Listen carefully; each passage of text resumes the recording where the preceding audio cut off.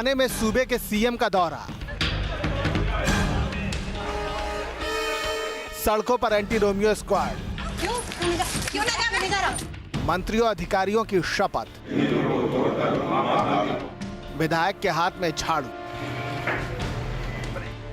सत्ता क्या बदली, पूरे उत्तर प्रदेश में बदलाव की बयार बहने लगी है। मठ के महंत से मुख्यमंत्री बने योगी आदित्यनाथ अपनी सियासी पारी के नई इबारत लिखने में जुटे हैं। सूबे के हर सरकारी महकमे में उनकी धमक दिखने लगी है। लेकिन सत्ता संभालने से पहले योगी जिस मठ की जिम्मेदारी संभाल रहे थे, आइए दिखाते हैं महंत के उस मठ की पूरी कहानी।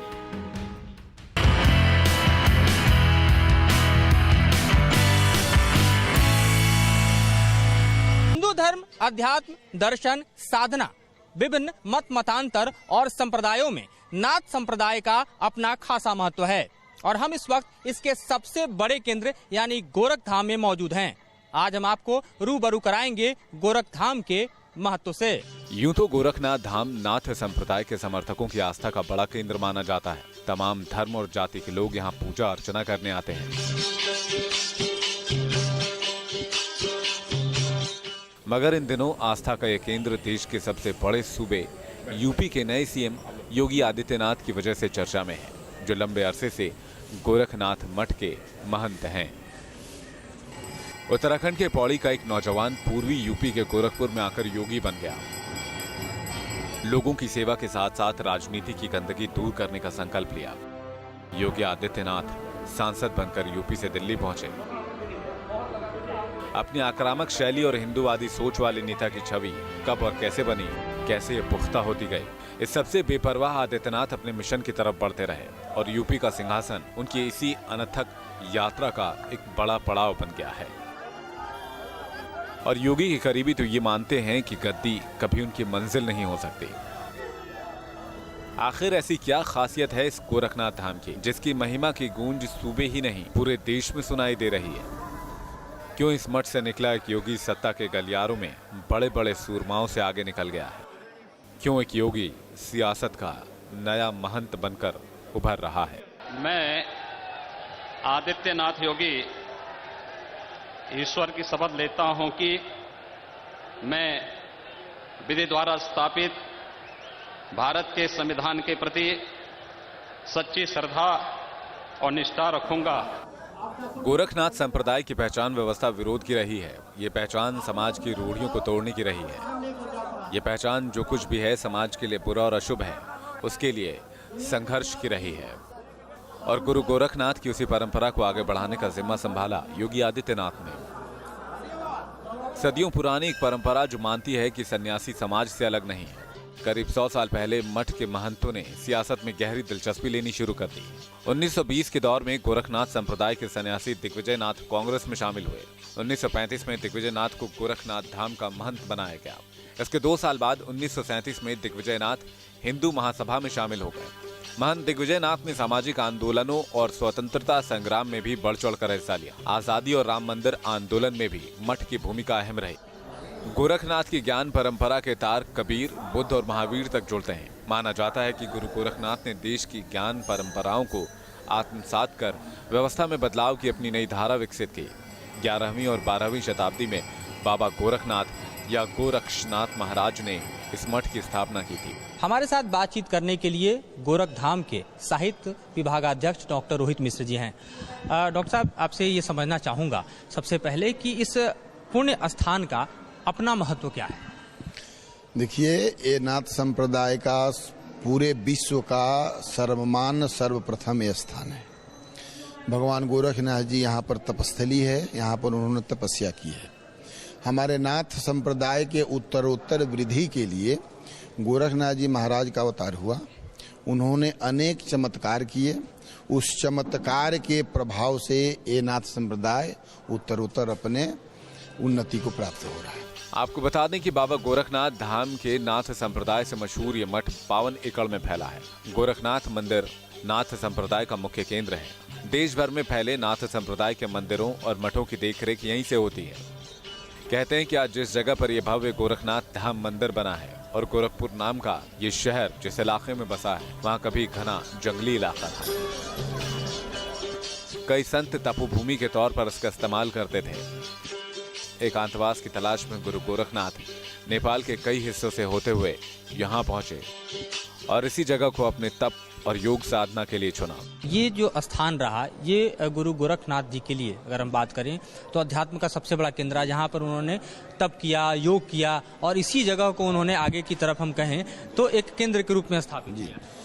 अब देखिए, इसी तरह से कथाएं आती हैं कि जब भगवान शिव नेपाल में मृगस्थली है एक स्थान, गोरखनाथ जी महाराज वहाँ मृगस्थली में आते हैं। मृगस्थली से चलते हैं तो देवीपाटन हमारा स्थान है, वहाँ आते हैं। वहाँ से चल करके महाराजगंज चौक है, चौक में आसन लगाते हैं। वो भी जंगल, आज भी जंगल है चौक में। महाराजगंज यही सटा हुआ जनपद है, वहाँ भी उनका चरण पादुका है, वहाँ भी उनकी समाधि है, वहाँ पर भी उन्होंने तपस्या की है। उसी तरह चलते चलते यहाँ आते हैं। यहाँ आते हैं तो ये पूरा वीरान रहता है, जंगल रहता है। कोई एक दो लोग आते जाते हैं, जंगल में जो कार्य करने वाले लोग आते जाते हैं। यहाँ आकर के उन्होंने समाधि लगाई। गोरखनाथ मठ हिंदुस्तान के इतिहास की कई अहम घटनाओं का गवाह रहा है। इसे कई बार नष्ट करने की कोशिश भी की गई, लेकिन हर बार गोरखनाथ के साधकों ने न सिर्फ इस मठ परंपरा को खत्म होने से बचाया, बल्कि लोगों के भरोसे और विश्वास को भी बरकरार रखा। इस मंदिर ने आक्रमणकारियों के हमले भी झेले। 14वीं सदी यानी अलाउद्दीन खिलजी का काल और 18वीं सदी यानी औरंगजेब का काल, इन दोनों ही कालखंडों में इस तपोभूमि पर जोरदार हमले हुए। यहाँ के मठाधीशों को मठ से निकाल बाहर किया गया, लेकिन उसके ठीक बाद मठ के तमाम साधकों ने, योगियों ने यहाँ की व्यवस्था को पुनर्स्थापित किया और इस पंथ के जो समूचे कहें एक तरह से अवधारणा को पुनर्जीवित कर आगे की तरफ बढ़ते चले गए। नाथ संप्रदाय का नाता शैव परंपरा से जुड़ता है। नाथ संप्रदाय के अनुयायी अपना संबंध दत्तात्रेय से भी जोड़ते हैं। मान्यता है कि ब्रह्मा, विष्णु और शिव तीनों ही देवों का समागम दत्तात्रेय में नजर आता था। बाबा गोरखनाथ को भी भगवान शिव का अवतार माना गया है। यही वजह है कि इनके उपदेशों में भी योग और शैव तंत्रों का सामंजस्य है। प्रमुख मंदिर के हिस्से में हम इस वक्त खड़े हैं, जहां पर आप देखें तो तमाम जो दर्शनाभिलाषी हैं, भक्त हैं, यहां पर भगवान गोरखनाथ के कुछ इस तरह से ध्यान करते हैं, पूजा पाठ करते हैं, प्रसाद यहां पर अर्पित करते हैं और उनसे आशीर्वाद लेकर जाते हैं। कुछ जो लोग यहाँ पर मौजूद हैं उनसे भी थोड़ा सा हम बातचीत करते हैं। ये बताइए, आप लोग बतौर श्रद्धालु यहाँ पर हैं, किस भक्ति और श्रद्धा के साथ इस मंदिर में आप लोग आते हैं और किस उम्मीद के साथ आप लोग यहाँ दर्शन करते हैं? कि हमारी कुछ मनोकामना रहती है भगवान से, वो मनोकामना हम भगवान को कहते हैं, वो पूरी होने के लिए हम यहाँ पे आते हैं। और आपको लगता है कि भगवान का आशीर्वाद आपके लिए फलित जरूर होगा? हाँ, जरूर होगा, यह आशा से आते हैं। यहाँ पर एक बुजुर्ग भी मौजूद हैं। आप लंबे समय से यहाँ आते रहे होंगे बाबा के दर्शन के लिए। किस तरह का महत्व है इस स्थान का जो हमेशा आप लोगों को यहाँ पर लिए चला आता है? बहुत बड़ा महत्व है, बड़ा प्राचीन ऐतिहासिक स्थान है ये, महाभारत के समय का। और यहाँ हम लोग मंगल को अक्सर आते हैं दर्शन करने। बाबा गोरखनाथ ने आध्यात्मिक ज्ञान और समाज कल्याण की अलख जगाई। मठ के प्रांगण में अखंड ज्योति उनकी इसी निरंतर जंग का प्रतीक है। मान्यता यह है कि जब यहाँ पर इस तपोस्थली पर गुरु गोरखनाथ आए तब उन्होंने खुद ही इस हवन कुंड का निर्माण किया था, जहाँ पर अग्नि प्रज्वलित की गई थी और वही अग्नि आज तक अनवरत जलती रही है। योगियों ने और इस परंपरा से जुड़े हुए तमाम, हम कह सकते हैं कि तांत्रिकों ने या फिर यहाँ पर योग कर्म करने वाले उनके साधकों ने लगातार इस अग्नि को जलाए रखा और इसका अपना एक खासा महत्व है, जिसके चलते जो भी दर्शनार्थी यहाँ पर आते हैं, भक्त आते हैं, इसका भी दर्शन करते हैं। गोरखनाथ मठ में जाति धर्म के आधार पर भेदभाव की परंपरा नहीं है। समय के साथ ये शक्तिपीठ एक समतावादी विचारधारा का गढ़ बनता चला गया। यहाँ आज भी हर साल मकर संक्रांति के मौके पर सभी जातियों, धर्मों और मान्यताओं के लोग जुड़ते हैं और सभी एक ही तरह का खिचड़ी प्रसाद ग्रहण कर खुद को धन्य मानते हैं। ये इस मठ की सदियों पुरानी परंपरा का एक अभिन्न हिस्सा भी है। कि उस दौर में जब धर्म जो है वो विभिन्न जातियों में बटा हुआ था, जब ब्राह्मणवादी जो व्यवस्था है उसमें अन्य जातियों के साथ जो है कहीं ना कहीं भेदभाव और खासतौर पर अस्पृश्यता जैसे माहौल थे, लेकिन गुरु का जो समूचा एक बनाया हुआ सिस्टम था उसमें सबके लिए मानवता का जो सिद्धांत है उसको स्थापित करने की कोशिश की गई और एक तरह से माना जाता है कि जो जातिवाद की व्यवस्था है उस पर भी सबसे बड़ा प्रहार इन्होंने उस वक्त किया था। देखिए, हमारे यहाँ मनुस्मृति में स्पष्ट रूप से कहा गया है, धारणात धर्मः इत्याहु धर्मः धारयते प्रजा ज स्यात् धारण संयुक्त स एव धर्म निश्चयः। धर्म किसी व्यक्ति विशेष की बात नहीं है। धारणा धर्म, जिस विषय को धारित किया जाए, जिसको धारण किया जाए, अंतःकरण में बैठा लिया जाए, वही धर्म है। तो गोरखनाथ जी महाराज का तात्पर्य ये था कि किसी भी संप्रदाय के हो, किसी भी देव पूजन के लिए तुम संलग्न हो, लेकिन सबका अध्यात्म योग एक ही मार्ग है। गोरखनाथ मठ ने कभी जातियों के नियम को नहीं माना। कभी गैर ब्राह्मण भी इस मठ में महंत रह चुके हैं। योगी आदित्यनाथ खुद ठाकुर जाति से हैं। योग तप और ध्यान की परंपरा को एक सदी से दूसरी सदी तक बढ़ाने वाले जो तमाम बड़े नाम हैं, योगी हैं, उनकी प्रतिमाओं से और उनके समूचे ही व्यक्तित्व से आप यहाँ रूबरू हो सकते हैं। बात हम यहाँ पर योगियों की कर रहे हैं, इस तपोस्थली की कर रहे हैं जहाँ पर योग ने और खास तौर पर तप और साधना ने एक दशक से दूसरे दशक या यूं कहें कि एक सदी से दूसरे सदी का सफर तय किया। गुरु मत्स्येंद्रनाथ से लेकर गुरु गोरक्षनाथ और साथ ही तमाम, चाहे श्री संतोषनाथ जी की बात हो, श्री चौरंगीनाथ जी की बात हो, गजकंदनाथ जी की बात हो, आदिनाथ जी की बात हो, तमाम जो बड़े योग गुरु रहे हैं उनकी प्रतिमाओं को आप यहाँ पर देख सकते हैं और समझ सकते हैं कि किस तरह से नाथ संप्रदाय में 11वीं सदी से लेकर आज तक जो योग की परंपरा है वो अनवरत जारी है और उनके द्वारा किए गए योग के तमाम प्रयोगों को भी इन तमाम योगियों की मुद्राओं से यहाँ पर समझा जा सकता है,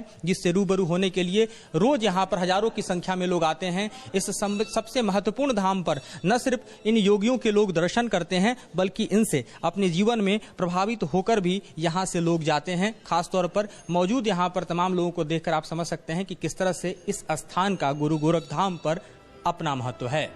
कहते हैं ना कि जाति न पूछो साधु की, पूछ लीजिए ज्ञान। तो गोरखनाथ के इस मंत्र की साधना, ज्ञान और तप का जोर अब यूपी के सत्ता के गलियारों में दिख रहा है। लोक कल्याण की जिस परंपरा से योगी आदित्यनाथ आते हैं वो धारा अब यूपी में बहनी शुरू हो गई है। कभी आध्यात्म, कभी सियासत, कभी योग, कभी विद्रोह।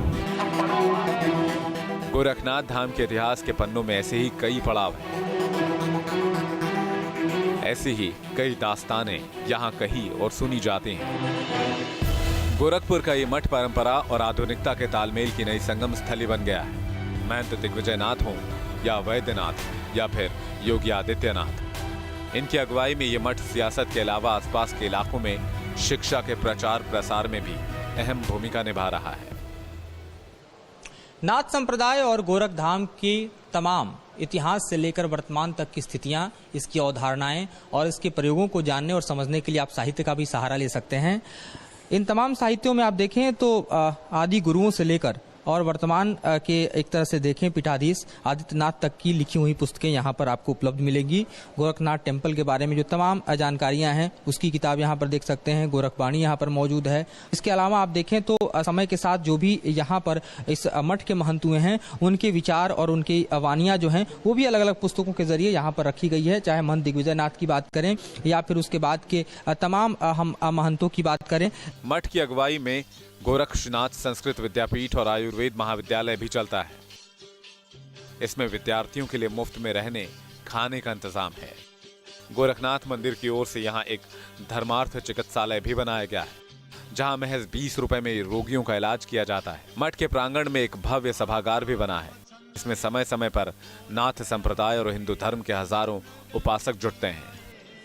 गोरखधाम मंदिर का ये सबसे बड़ा सभागार है जहां पर धर्म की चर्चाएं होती हैं। हजारों की संख्या में लोगों के बैठने का यहाँ स्थान है। तो सामने स्टेज है जहां से तमाम प्रवचन दिए जाते हैं या फिर यहीं से विचारों को रखा जाता है।